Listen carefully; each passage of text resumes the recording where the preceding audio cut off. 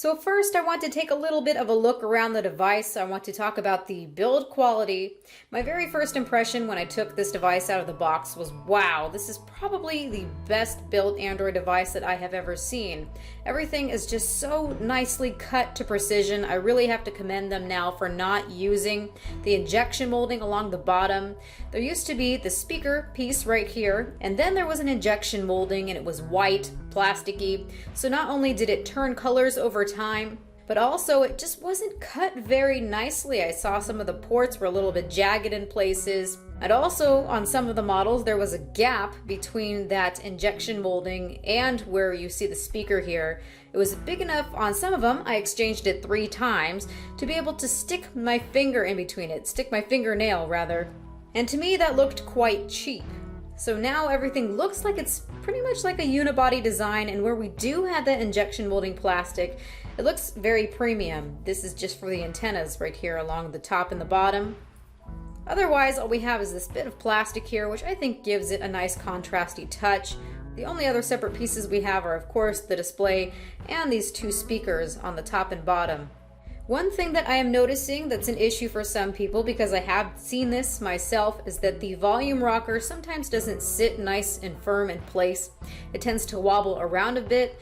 That is not the case on all of the devices. I can say that definitely from here. Mine is very, very firm. It doesn't go anywhere. There is no wobbling or shaking or anything. So if yours is doing that, I would definitely exchange that, because this is not the case for all of the units. Now in terms of color, we have the amber version, we have this brushed aluminum finish, and then we also have a silver version which is a lot lighter. One thing that's disturbing to me is that this is a finish. It looks like a brushed aluminum, but it's really just a finish on top of aluminum. It's like an anodized finish of some kind.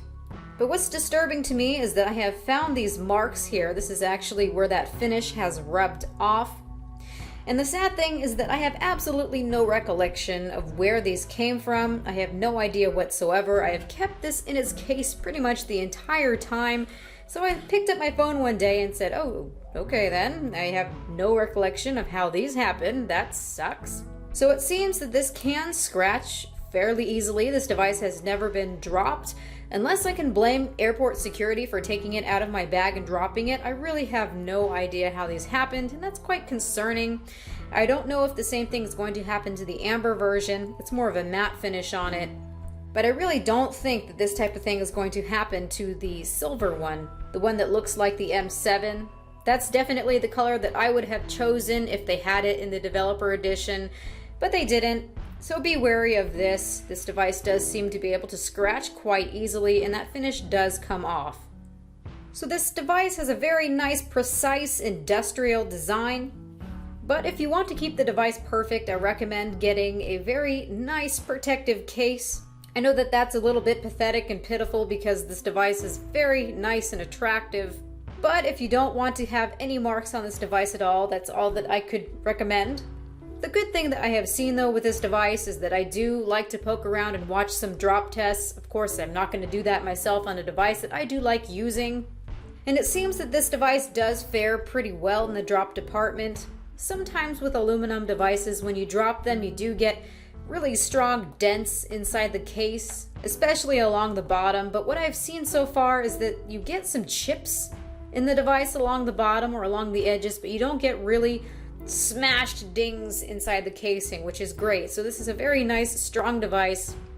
But the life of a device is that you're going to get marks here and there. So if you don't use a very protective case, be expecting this.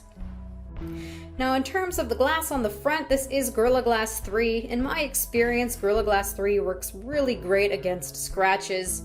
It's got what they call native damage resistance, so that means that they have a different molecular formation for the glass before they go to actually harden it. So in my experience, I've seen that only very light scratches tend to happen, as opposed to really deep scratches on earlier Gorilla Glass. But if you drop this device face down on the ground, please just seriously be expecting it to just completely shatter like any other glass. It doesn't matter if it's Gorilla Glass 1, 2, or 3.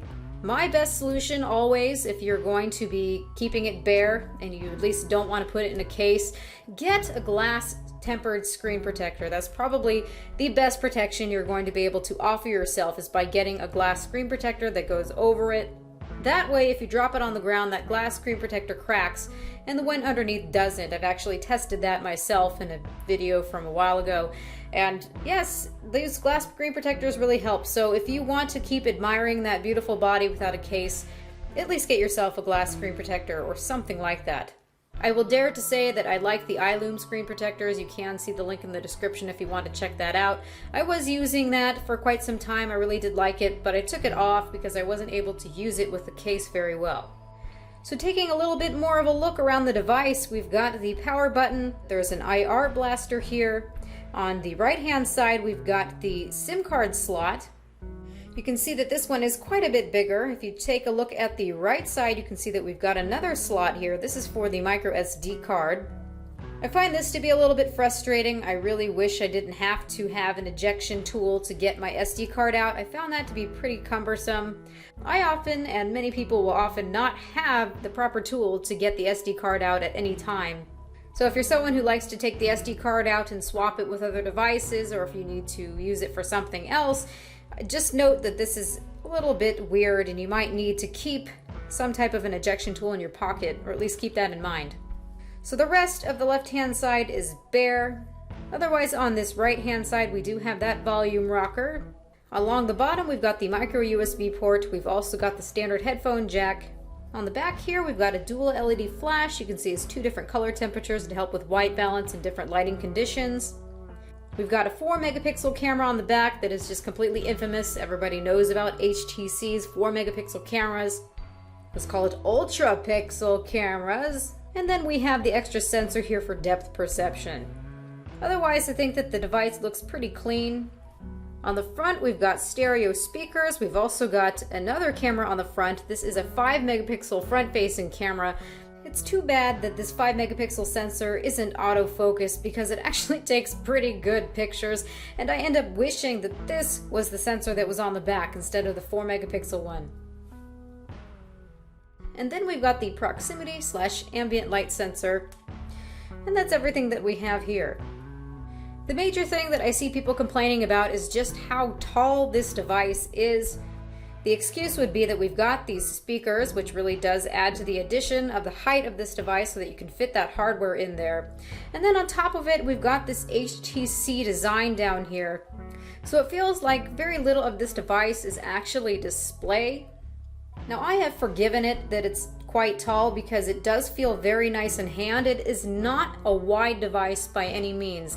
And because it's not a wide device, it does feel nice in hand. So I have not been complaining so much about the height of this device because it's not a very wide device. But if we look at other devices, such as the LG G3, it's pretty much the same height. This is a 5.5-inch display. So you can see what the trade-off looks like here, having those stereo speakers on the front. We've got the 5-inch display versus the 5.5-inch display on the LG G3. And for anybody that has been messing around with a 5.5-inch display on a device, really can tell the difference. The screen stops here versus extending all the way out here. So it's your decision whether you want to jeopardize the screen size for having the speakers here, but the speakers are very nice. I really can't complain. I will get more into the speakers later, but just letting you see some of the trade-off here. Let's go ahead and look at some of the other devices in comparison for size. So here we have the Xperia Z2. The display size is 5.2 inches. And what's interesting about the Z2 is that it also has stereo speakers on the front, so you see that it is possible to have a little bit bigger of a display with stereo speakers, but there really is no comparison with the speakers here. So it's a little bit frustrating to have pretty much the smallest display on the market for flagship devices. But what you're getting in the entire package, I think, more than compensates for it. Now, getting into the usability of this device, one thing that immediately annoyed me is that the power button is at the top of the device again, just like on the M7. Now, this device is already very tall, so it's quite a stretch to have to put your finger all the way up here to turn on the device. I imagine if you have larger hands, it won't be much of an issue, but really it would have been more intuitive to have that power button on either side of the device. Now, I'm sure HTC realizes that they have a tall device here, so they've added a couple of motion launch gestures, some that I really do like. So if you double tap on the screen when it's off, it will activate the device and you're able to check for notifications. Now, as long as it's on the unlock screen, you can go ahead and double tap again and it will turn off. But if you double tap and unlock the device, you cannot double tap again to get the display to turn off. You have to make that extra effort to turn it off by the power button at the top. So I find that to be a little bit of a bummer. Also, these motion launch gestures are accelerometer activated, so the device has to sense that it's in movement, like it's being held first. Otherwise, this device won't activate with these gestures. So if I leave the device down on the desk and I don't touch it for a few seconds, if I tap the device, the display is not going to turn on.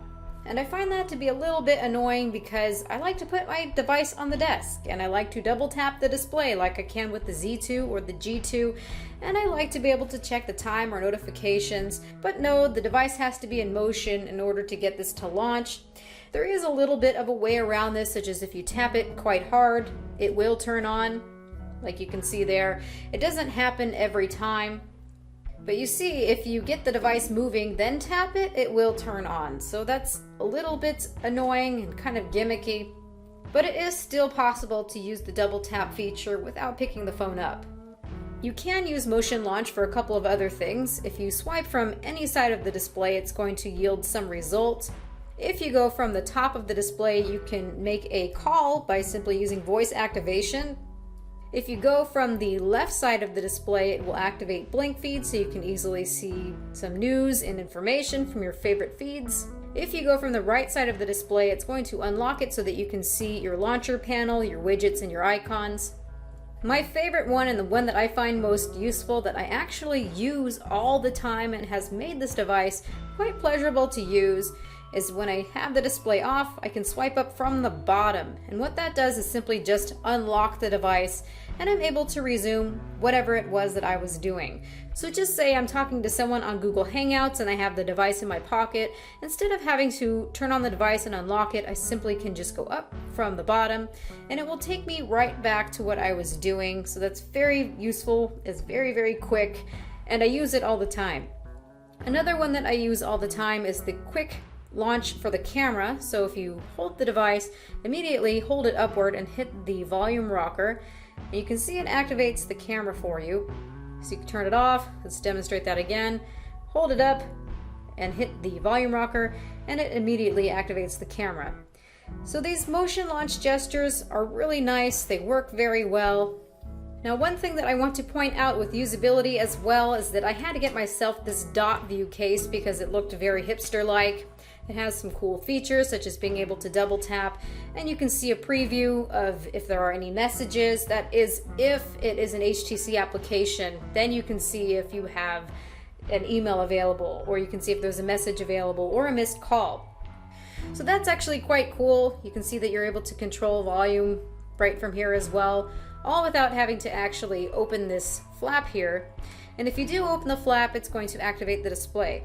Now the only thing is that you do lose some of those cool motion launch gestures that I really love so much. So if you go down from the top, you can still make a voice activated call. But obviously, with this display closed, you can't unlock the device and activate blink feed, you can't unlock the device and activate the launcher panel, and you certainly just can't unlock the device from the bottom. So all of those things are obvious and make sense, but what makes me really sad is that you lose the ability to use the quick launch for the camera. So if this device is closed, you can see it just simply isn't going to activate the camera anymore because you really do have to open it now in order to use it. So that alone has killed this case for me. I will get a different case for this device, or just not use a case at all, and would rather just use a glass screen protector. So this is cool, HTC and all, but also it doesn't lie flat, so when people text it bounces around, it's very unstable. If you've got small enough hands, I've got very short fingers, I can simply put my hand underneath like this, and then use the other hand to wrap it around just like that. And now I can type flat and the device doesn't bounce around, but that's not something that's going to work for everyone. And also this flap just simply bounces back like this, so you can't have it sitting open. So for some, it's just going to be useless. It's cool looking and all, that's awesome, but pretty useless. If I was to commend this case on anything, it would be that it makes the HTC One M8 less slippery. The M8 itself is incredibly slippery, and I'm quite often afraid that I might drop it. Now, getting into the interface, I have to say that I really do like HTC Sense. I really love blink feed. Blink feed was something that just tortured me to no end at the beginning. I was not able to disable it at first on the M7. Now you easily have the ability to get rid of blink feed. And they've actually made blink feed more usable as well. It's really nice that you can add services and apps. You can see what's going on with Google+, you can see what's going on with Twitter. Of course, you can add your favorite topics, headline news, technology. You can choose from a lot of different blogs. I find it to be very easy to use and out of the way. If I need to, I can compose right from here, just say something to Twitter. So I really like this. I think that it works quite well. I think that HTC did a good job here. I also love that this device is very nice and snappy. There really aren't very many animations to speak of, but I'd call this device very, very quick. I like that we always keep some apps at the bottom. Even if we're underneath blink feed, they always stay there. They're always accessible, even from the lock screen. I can easily get into the web browser, I can easily get into the phone to make a phone call, and of course you can change these as well. They're simply changeable by just dragging and dropping whatever into there, so even if I turn off the display, you can see that it keeps itself there on the lock screen, so that's quite a nice touch. They have kept their app tray the way that it was before. You can choose your grid size, 3x4 or 4x5. I tend to like the 4x5, I can see more. But you can have it kind of a metro design if you'd like as well. You always have access to the Google Play Store. You also have the ability to search all of your applications. So this is really nice. I like this. I really do like what they've done here. They do have a bit of their own style here, such as underneath recent apps, you just flick. I think it's stylized, but it looks quite nice. It works well. You can easily cancel out all of the applications. Or you can get underneath your running services. One of the things that I really don't like, and what I haven't liked from the M7 and what they haven't changed, is how they organize power. When you go underneath power, if you go underneath history, I really can't see too much what's going on and what's using the battery. Such as if I wanted to see what my actual screen on time is, I can see a bit of an estimate. You can see these little dots here, but it really is nondescript, and I wish that they would have kept stock Android look on here. Now, just like what we have on the Galaxy S5, we have an extreme power saving mode that just limits everything. So by turning on extreme power saving mode, it extends battery life by conserving CPU usage, reducing screen brightness, turning off vibration feedback, turning off data connection when screen is off, allowing only essential apps to run. That's where it's just like the Galaxy S5, turning off the pedometer. So you're able to immediately activate this, or you can schedule it, such as if the battery is at 10% or at 5%, it will activate it this way. And that way the battery will last longer for you. I'm not seeing a way to actually choose which apps I can put inside here, but it's really just the essentials. Go ahead and hit exit. So that's a nice feature. You also have a regular power saving mode, which you can choose to limit CPU power, you can reduce display brightness, you can turn off vibration feedback, and you can put your data connection to sleep when the display is off. So overall, I have been quite pleased. I think HTC has put a lot of features on here, and for the most part, it's very easy to use. The presentation is very nice, and I love how fast and zippy that this is. So I find myself using this device a lot because I really like the interface and how it works. So now I want to talk about the display. It's bright, it's vibrant. I think that a lot of people are really going to like it. And at 5 inches, it's 441 pixels per inch, so it's very pixel dense, especially compared to a lot of other 1080p devices. And also, the image just seems to pop out towards your face. That's something that I really loved on the M7, and it's the same thing on the M8. I'm also really enjoying that the viewing angles are very nice, so I am overall very happy with this display. The biggest gripe that I have when looking at this display is that the color temperature is actually kind of blue. I would say it's really more on the cool side. And when looking at other M8 devices, I've seen that some of the color temperatures do seem to vary. So the one I have right here is more on the cool side, whereas other ones I've seen are a little bit warmer than this. Maybe that has to do with the factory calibration, maybe that has to do with possibly a different panel manufacturer, I'm really not sure. But I really am not so happy with the cool temperature of this display. So let's go ahead and take a look at some measurements of this display. When looking at a display, you can't just use your eyes. Of course, you can have your opinion about how you think a display looks with your eyes, but it's also good to have an objective way of looking at a display as well, and that's done by taking some measurements. I've done this with a program that's called HCFR and also a colorimeter that has a chance to look at what's going on with the calibration of this device. So I've done two things, looked at the color accuracy and also the grayscale calibration as well. So this display is very bright, it's very punchy, and HTC doesn't really shoot for color accuracy, but they have an interesting effect going on. I can't exactly explain what they've done. We've got all these dots here, and every dot stands for a saturation point. Let's just look at blue, for example. Right here is 0% saturation, or no blue. You've got just say 50% saturation, and then you've got 100% saturation, or the highest amount of blue that you're going to be able to achieve. So when you see these dots, they should be evenly spaced, but you can see with the blue, the HTC takes the blue and they push all these saturation dots more close to the most saturated blue. So of course, we can see that HTC is oversaturating the blues. It gets blues to look more punchy, gets them to stand out. People like this effect, but just know that it's not color accurate. Then you can see for the green that they might be pushing the greens, trying to get them to be a little bit more saturated as well. But what it actually looks like is that as the saturation is increasing towards 100% green, that they're changing the hue a little bit. I can't explain exactly why they do this. They're just changing the color as the saturation increases. They are shifting the yellows as well. They're just taking them and shifting them over. And I really don't know what they're doing here for cyan. They decided one thing and then they blip it towards another direction. I can't exactly say why. So HTC did not aim for color accuracy. They're trying to achieve some desired color effect. I can't exactly explain the method to their madness. If you like how it looks, great, but at least I can explain to you why it's not accurate. Then I can also look at the grayscale calibration. What we have on this side are the dark parts of an image, and on this side we have the very light parts of an image, or white highlights. So with the gamma curve, it's best if it's along the 2.2 line. And once you start messing around with the gamma, the look of the image can change. So for example, if you take gamma and you make it go higher, not only do you saturate the image more, but you also make an image a bit darker. And if you do the opposite, make gamma lower, it can wash out colors and also make them lighter. So we have an interesting curve here. We'd call this more of an S curve.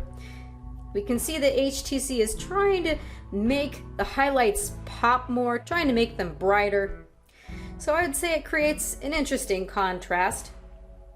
To my eyes, it really doesn't look so bad. It's an interesting effect. It's really, again, up to your opinion if you like it, but again, you can see that they're doing some tweaking. The calibration is not accurate. It should be more along the 2.2 line. What I am happy about is that this display has a good contrast ratio. It's somewhere around 1,000 to 1. This means that it's the difference between the darkest darks and the brightest brights. And a contrast ratio around 1,000 or even more than 1,000 makes really nice dark blacks. So overall, I think HTC is doing some interesting things with this display. It definitely does stand out, it does pop.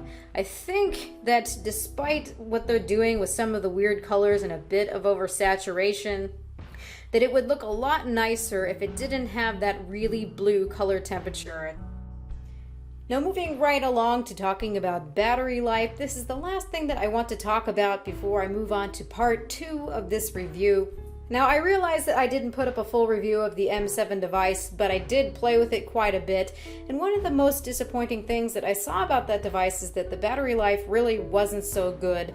I struggled to get through the day if I did anything strenuous with the device at all, such as using the camera, or if I played some games. It really struggled sometimes to last through the day. I found myself putting it on power saving mode to limit the CPU among other things, just to get it to last sometimes. I'm happy to say that this is not a problem whatsoever with the M8 device.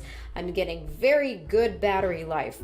Now, this isn't the best estimate that I have gotten, but I can say that I'm easily able to get about 5 hours of screen on time. A lot of the times I get even more than 5 hours of on-screen time.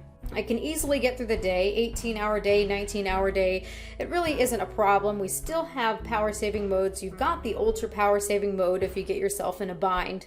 It's quite impressive with the 2600 milliamp hour battery that it does this well, although it does have a smaller display at 5 inches than a lot of the other flagship phones, or I think pretty much all the other flagship phones at this point. It's got the smallest display. So you'd think, why not? Why couldn't it last through the day? And it definitely does. So on a typical day, I use my phone like crazy. It's my mobile office. I do everything from being on Wi-Fi, LTE, watching Netflix, watching YouTube, taking videos, taking pictures, playing games. I do everything imaginable with my device.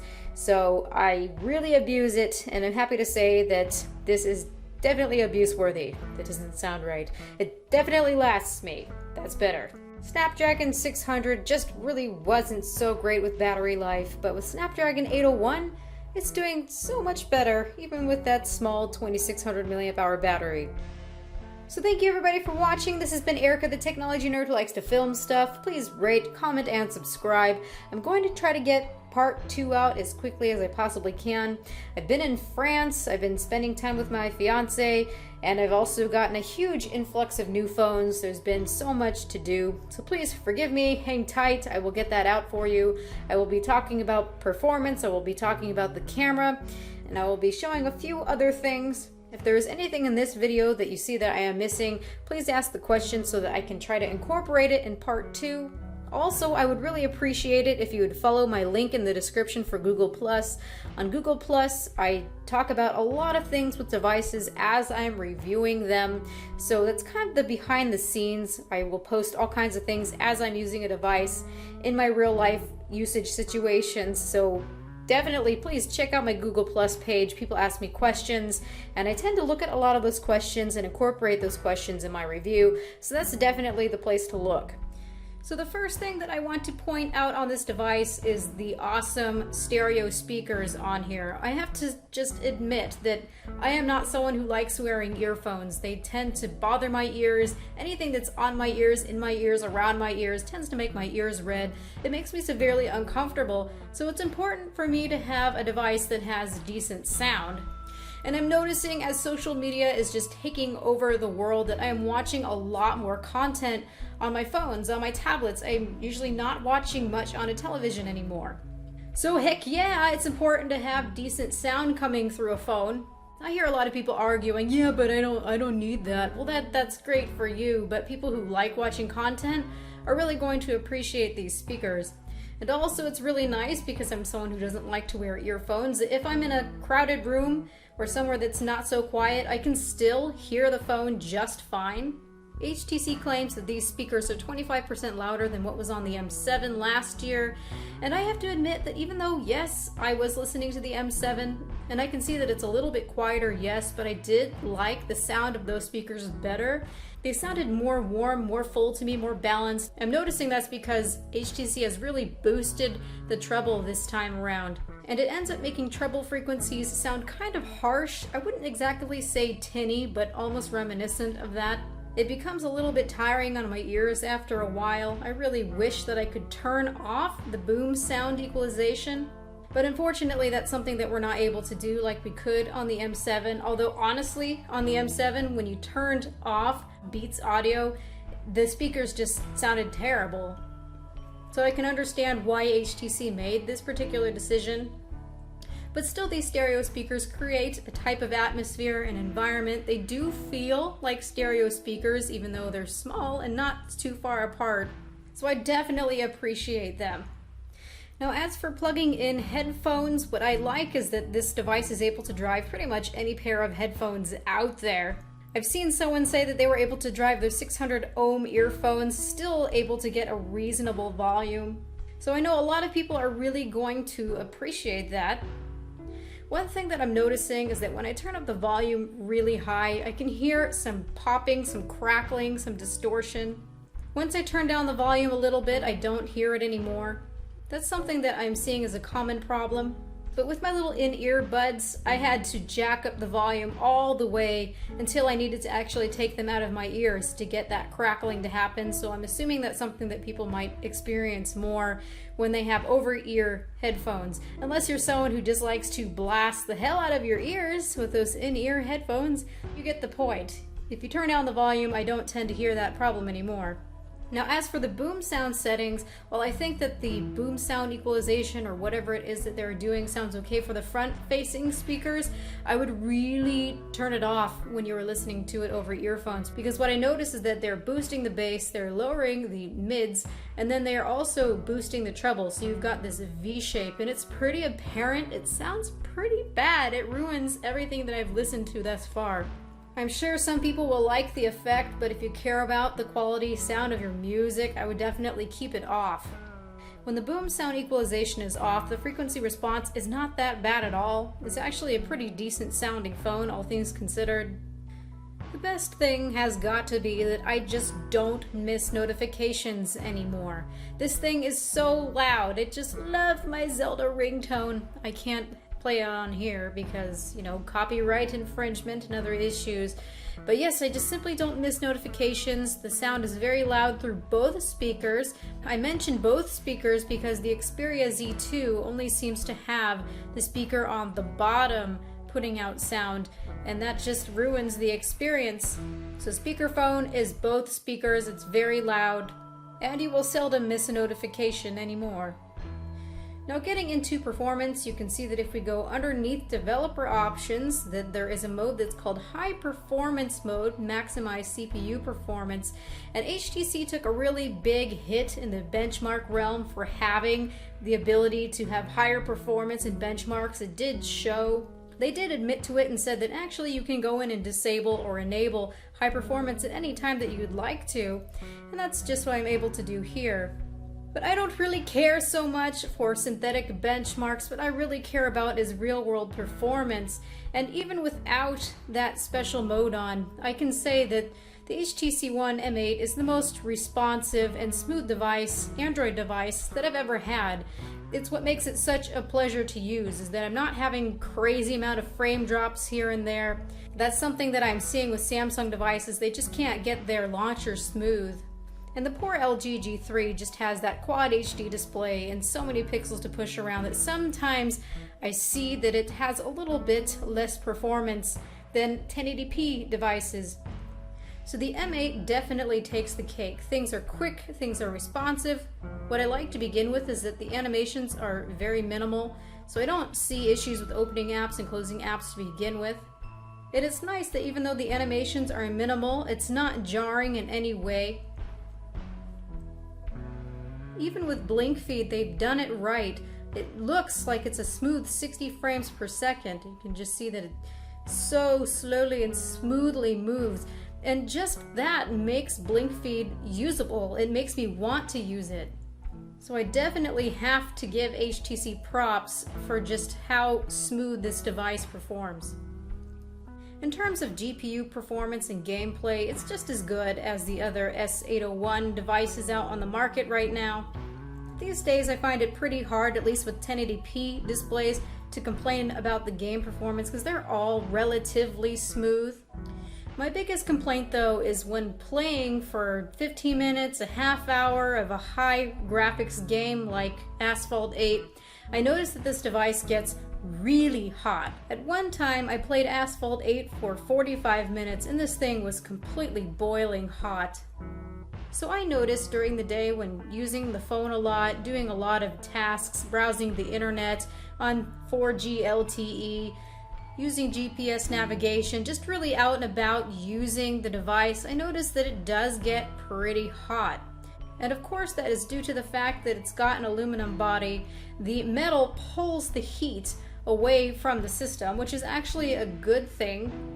But to my hands it's really not so pleasant, and I find myself putting it inside of a case that makes it a lot easier to handle for me. If you're not using it a lot, not doing intensive tasks, then you probably won't notice it heat up more than just being a little bit warm. But that's something to take into consideration whenever you have a phone that's made out of metal. If your hands are prone to moisture, this easily becomes the sweatiest phone ever. And that glamorous metal brushed appearance ends up not looking so pretty anymore. So yeah, cases are a good thing. Fingerprints. So moving on to the Duo camera on the back. This is something that has caused a lot of controversy, especially because it really has not changed since the M7 from last year.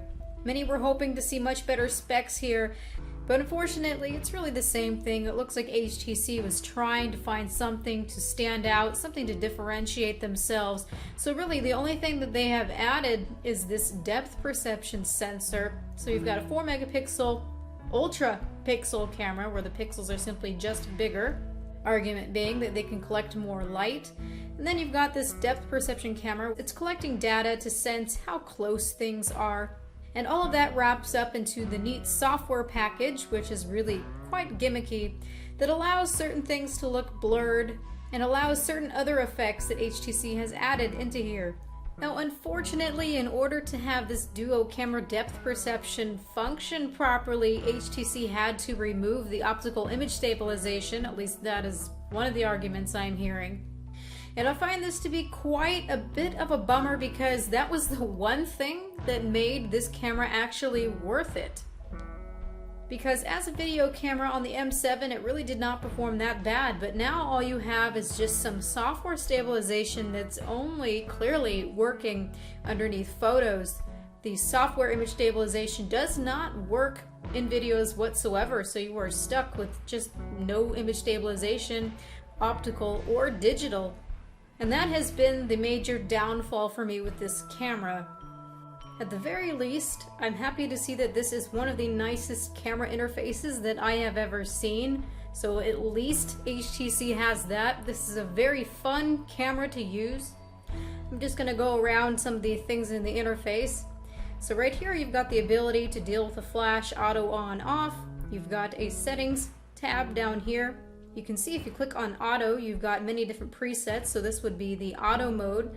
Then you've also got a night mode, you've got your HDR mode, you've got a sweep panorama, anti-shake, you've got a full manual mode, you've got a portrait mode, you've got a landscape mode, you can pull to the side here, you've got backlight, text, and macro. And you can see you can deal with ISO settings, you can deal with the exposure compensation, auto white balance, and you've also got some effects here as well. So you can see that these are some filters. It looks very similar to what we had on the M7 in terms of the filters. And then we've got an extra settings tab where you control other things. You've got a makeup level for like a beauty face type thing, smooths out blemishes and such. Here you can mess with contrast, saturation, sharpness. You can deal with the crop. There's something to say about crop. When I show you the Duo camera stuff, the stuff that you can do to mess with the depth of field, you need to keep things underneath wide. This is the normal crop. This is how the sensor is naturally, because when you go to 4.3 or you go to 1.1, you're not going to be able to use those effects anymore. For some reason, when they're cropped, you can no longer use that depth information to do anything with the photo. You can do edits and things like that, but you can't use the depth information. You've got the ability to adjust the grid, geotag photos. You can choose review duration, timer, SD card, continuous shooting. You've got other things for camera options, so it can detect your smile. There's a lot of settings here. There's just a ton of stuff. You can control what the buttons do for capture and zoom. And you can also do something that's actually quite nice. That's called Save Custom Camera. Now, I've been a bit frustrated because in order to take good pictures, sometimes you really do need to mess around manually with the exposure and the white balance. But at least you can save a custom camera. So if you go in and mess with all the settings such as the white balance and everything else, you can save that as a custom camera, just say camera 1. And then when you go underneath this area here, you can see that my camera 1 is saved. So you can make several different presets so they're easy to access. I don't know how useful this is going to be because I would have to be in that same environment again to know that's where I'd want to use this particular preset, but you can make presets. So underneath here, not only do we have our presets, but we've also got video, so you can change it to your video mode. You've got the Zoe camera mode that we saw on the M7. We've got a selfie, which turns on the front-facing camera. We've got a dual capture mode, which uses the back camera and front-facing camera, and a pan 360. So you've got a type of a photosphere type mode. From here, we've also got easy access to our gallery. So right now, we're making sure that this is a 16:9 crop, or the native aspect of the sensor.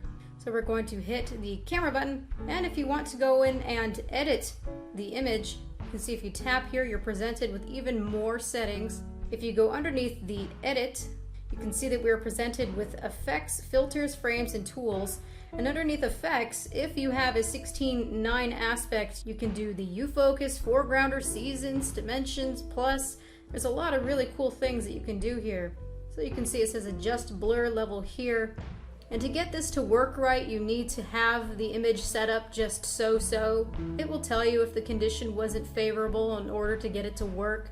So it doesn't really create a U-focus effect. It doesn't create a real depth of field. All it seems to do is blur out certain parts of the image, and it doesn't do such a great job sometimes because you can see that there are areas that it missed. So sometimes it does create quite a nice effect. Again, I think this is something that's really great to share with friends, something on Facebook, and I think that some people will get a lot of enjoyment out of it. But again, it's a gimmicky effect. It's not the real thing, but it definitely is fun to do. You've also got foregrounder, which will pick everything it sees in the foreground and it will shade everything else out. We've got seasons. You can see there's Sakura, there's Dandelion, there's Maple Leaf. You can see that it's using filtered effects and also putting little leaves in the image as well. It's really cute. I do think this is quite fun. And then you've got Dimensions Plus. It tries to make a 3D image by warping the actual image. You can see that it kind of looks like I'm looking at a 3D image. It's quite clever, but it's just distorting the image to get this effect. It's actually, I think it's actually quite convincing depending on what you're looking at. Ooh. It's pretty cool, actually. Then you've got a sticker effect, so you can put things on people's faces. That's also quite fun to do. I see teenagers having a ball with this. This is something I would have loved to have. We've got copy and paste. Copy and paste lets you copy a person from one photo and paste it into another. Copy and paste is available only for photos that have been taken with dual lens and include human faces. So that's pretty nifty. Then you've got touch up, where you can smooth out skin, you can choose the lighting, you can contour faces, you can enhance eyes, you can remove red eye, you can brighten eyes. You can also use anti-shine for those of you that have greasy faces. So what they've done here is create something very unique and very fun. Of course, you've got all the extra filters. You can mess around with frames. You've got cropping tools, draw, rotate, crop, flip, straighten. It just goes on and on with all the different settings that are in here.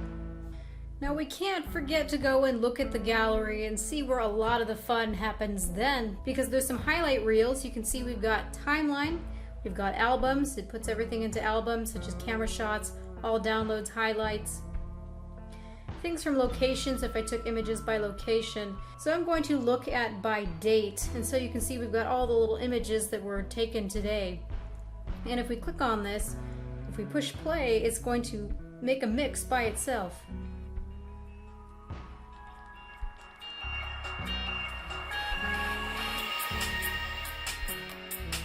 It adds effects by itself. It chooses which images it wants to choose.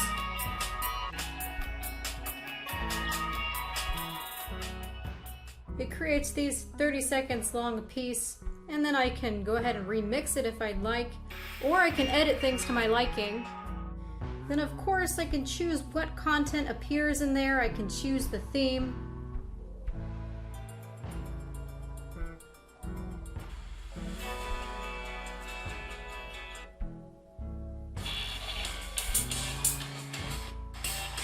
Oh yeah! I hope all this doesn't have any type of infringement attached to it. And you have the ability to choose different tracks from the music library if you'd like. So there is just a ton of settings. It's very, very, very fun. Time consuming a little bit to figure out, but to show to people it's kind of worth it, especially because I realize that many people don't know how to import footage. They don't know how to edit it on a computer. So for someone who takes a lot of photos and videos with their phone on vacation, this can come in handy, a very nice bit of handy, because it can make these montages that you really wouldn't do yourself. It takes all the guesswork and hard work out of it and just makes it fun. And of course, if you're happy with the creation, you can hit save. You can save it at 720p or high quality 720p. So just say high quality. You can name it whatever. And then it's saved on the phone, and then you can share it. So even though this camera is not the best camera, I definitely think that if you are up for some very cool features, I don't think you're going to find anything that's more cool than this. I'm sure that there is a lot more that I am missing, but I just can't cover everything. I pretty much just showed you the highlight of what this camera is able to do. Now I want to show you some of the pictures and some of the video as well. So let's go ahead and take a look at that.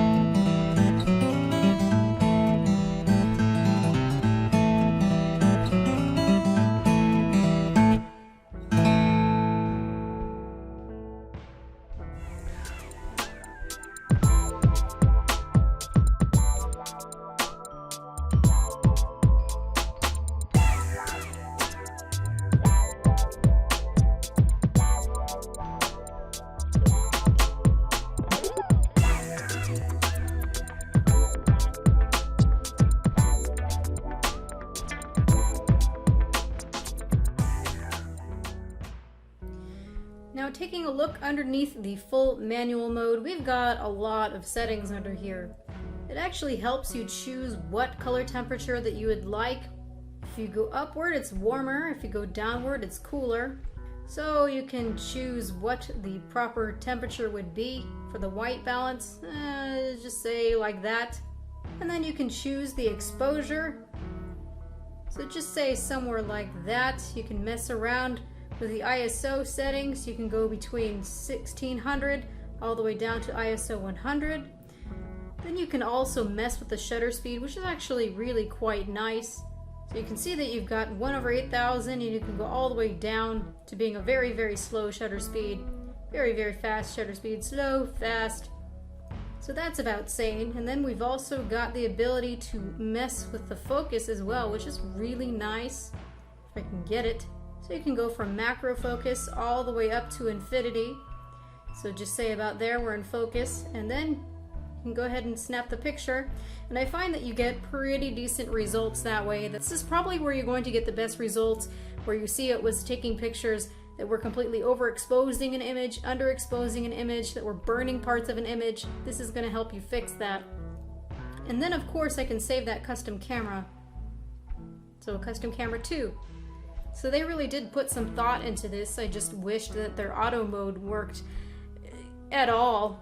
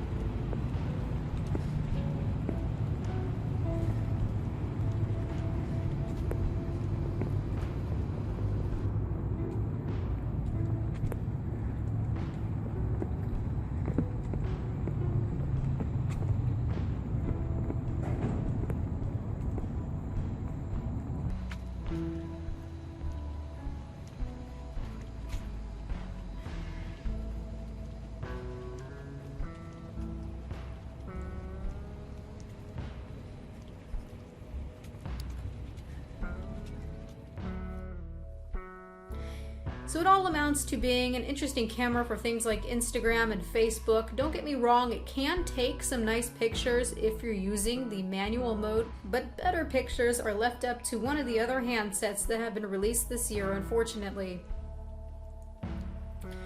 So thank you everybody for watching. This has been Erica, the technology nerd who likes to film stuff. Please rate, comment, and subscribe. I really appreciate it when you guys come back and engage with me again. It just makes this so worth it. So all in all, this is a really, really great little phone. Please check out the first video that I made, part 1. This is only in 2 parts, so part 1 and 2. So I will put a link in the description or somewhere for you to click so you can get to that, so you can check out the rest of everything like battery life, display quality, everything else.